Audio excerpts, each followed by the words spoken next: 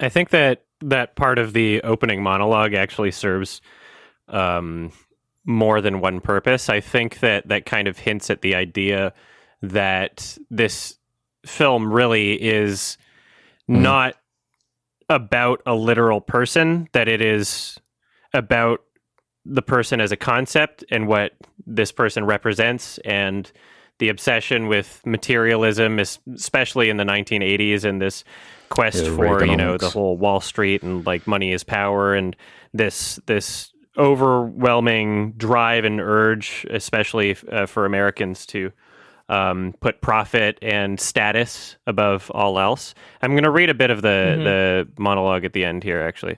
There's an idea of a Patrick Bateman, some kind of abstraction, but there is no real me, only an entity, something illusory. And though I can hide my cold gaze and you can shake my hand and feel flesh gripping yours, and maybe you can even sense our lifestyles are probably comparable, I simply am not there. And so, yeah, it does tie into his, I guess, sociopathic, or what's the word? I guess sociopathic would be a psychopathic. American Psycho. Yeah, his inability to connect with other people. We hear him talking about how he interprets, I think it was like a Whitney Houston song, or I forget which artist. Yeah. And his takeaway is just like, oh yeah, no one can feel empathy for other people, but you can always feel empathy for yourself. And it's like, that was his reading of the song. and just this even gets repeated at the very end of the movie. Like one of the, I think maybe the final line inside his head, or one of the final lines was, what did he say? He said, "What's inside doesn't matter," right?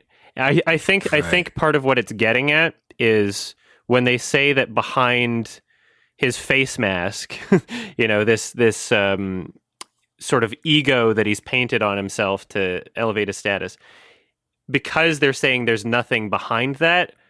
I guess what they're also saying is that he is the sum of his possessions in a way, which is also kind of what he's trying to be. It's kind of what he views himself as, is the sum of his possessions, the sum of his status, the sum of his ability to get into certain restaurants. And yeah, that's a little bit of a ramble, but I think that's that makes total sense. For.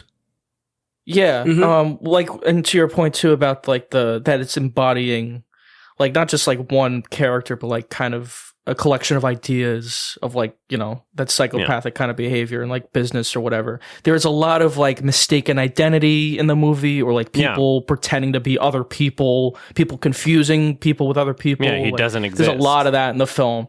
Yeah, like exactly. He literally like doesn't in the film. He's also, an idea, right? Yeah. He lacks any identity. Yeah. Yeah. And like people confuse, like he pretends to be Paul Allen, his lawyer at the end, confuses that. That he doesn't even think he's Patrick Bateman. It's implied like that, like he thinks he's someone else. Like that, it's very confusing. But yeah, that does kind of. His identity is his business card. His identity, is just all of his possessions.